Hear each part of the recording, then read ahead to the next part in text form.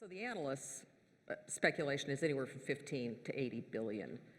Do you have a number? Do you have a little slip of paper in a jar somewhere that says my bet is X? This is a market. You see, that's the thing that's significant here, and that's the right question, Marcy. This is designed to pair supply and demand, and we don't know what that's going to be. You know, I mean, the wireless industry has had a constant mantra, which is we need spectrum, we need spectrum, we need spectrum, we need spectrum. Okay? Very shortly, they're going to see that there is a significant chunk of spectrum that is now available to them. Whether they step up and bid for it, which will determine those numbers,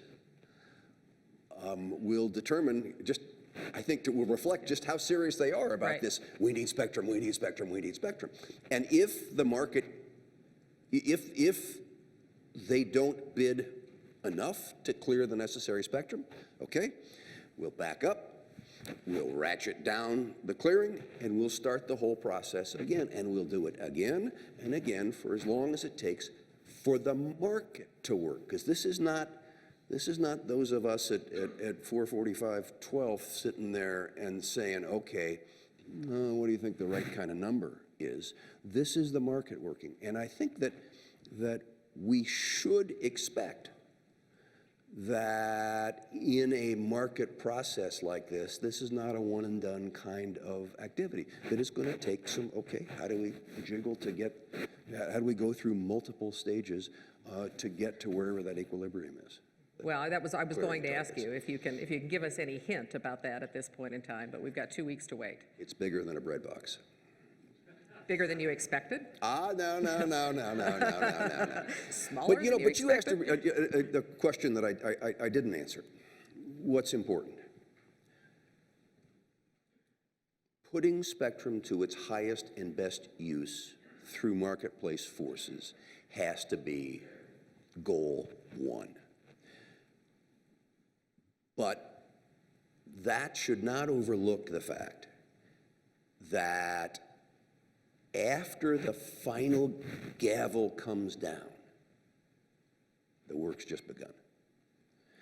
And that there is going to be a huge challenge in making sure that those licensees who continue to operate transition through the rebanding process with as much ease, with as much understanding by consumers and awareness by consumers as possible. So let me move to retransmission consent for a second. Oh, another issue that is just, you know, another cheerful issue that we spent a lot of time with.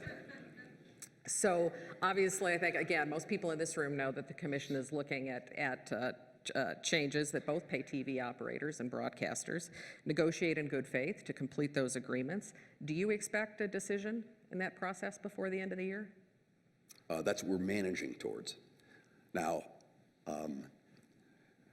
you know, there's necessity to get 3 votes. I don't know whether you've ever noticed that about the commission, and we need to manage through that process. But yes, we are currently managing to that process.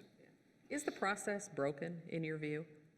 No, it's you know, I think that the commission, the give and take in the commission, the fact that at some point in time you've got to pull up and shoot, is a good process. It has worked well for a long time. I have become a traditionalist in terms of the procedures of the FCC. I'm a Justice Scalia originalist in that regard.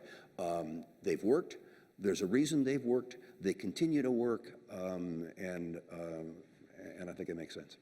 Retrans has existed for what, 20 years? Over 20 years. 92, right? Yeah. A few things have changed. So ATSC 3.0. What's its impact on retrans? I'm not saying you hold up the proceeding to answer that question, but we're living through lots of changes. What has happened is that too often corporate bickering has resulted in consumer harm. I think that's why Congress asked us to take a look at it. And I'm not going to prejudge any of these issues. But good faith was put in for a purpose of saying, okay, people of good faith can come together and reason and avoid consumer harm. And there seems to be an increase in disputes and resulting consumer harm. And that's what we have to look at. I do want to talk more about next-gen TV, and I know you're going to spend some time when we leave here, and you're actually going to look. What are you interested in learning more about? And you probably know more about this, certainly than me and most people in the room, because you've lived your life in this business. But what... you can never go wrong underestimating what I know. Yeah, well, right back at you. So the good news today, obviously, on the petition and moving the petition is terrific news. But what other advice would you give us in terms of, here's what we want to know more? You've said a little bit about some of the other issues that you think we need to be considering. From a consumer perspective, what will you be thinking about? So I had a gentleman in my office a couple of months ago on a non-broadcast related issue. It was a satellite issue. And he says, you know, physics is easy. It's policy that's hard. And I got, wow.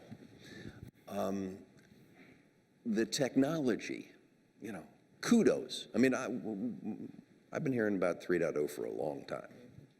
And it's happened. It's here. It's been pulled off technically. And I think kudos to broadcasters for pushing that along voluntarily and on their own dime. I'm very proud of a lot of my colleagues here. That's what I meant by kudos. I mean, this is, I don't in any way, shape, or form mean to diminish the significance of the announcement and the significance of what's being shown here. Now, the question is, okay, we've got the technology part licked. Now we got to figure out, okay, what's the impact in the market? What's the impact on consumers? I mean, simulcasting is a creative solution. Are there enough channels? Are there going to be enough channels in all markets post-auction? Is there a time when things, when 1.0 goes away? And how do we deal with Aunt Minnie's old TV set that only gets 1.0? How do we deal with LPTV, as you've raised? How do we deal with smaller broadcasters? There are just a myriad of issues that now get opened up by the new technology. But that's what I mean when I'm talking about how do you find what's the common good? I mean, hooray for the new technology. Hooray for the creative thinking of the broadcast community that brought 3.0 from an idea into reality. Now let's figure out where we go from here and how we make it work. Then you talked in your opening comments about AM revitalization and radio revitalization in general. More than 260, stunned by this number, 260 million people listen to radio every week, more than 65 million millennials. Many people, however, view radio as dated. When you, again, as a student of this industry, where do you see radio's future? Oh, golly. So let's think. I've got something that is ultimately portable. Okay, that is free.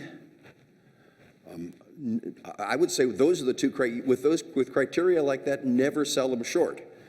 You know, I mean, I keep the radio on in my office all day long. Okay, I mean, I listen to radio as I'm driving in and out. What do you listen to? Well, I'm basically an NPR guy. Technology changes. The question is whether or not those who are managing that technology evolve with it, and that includes those who are regulating that technology. And that's the reality, I think, of radio today. That's why I think radio revitalization, 500 new FM translators that turned AM into an FM station, speaks for itself.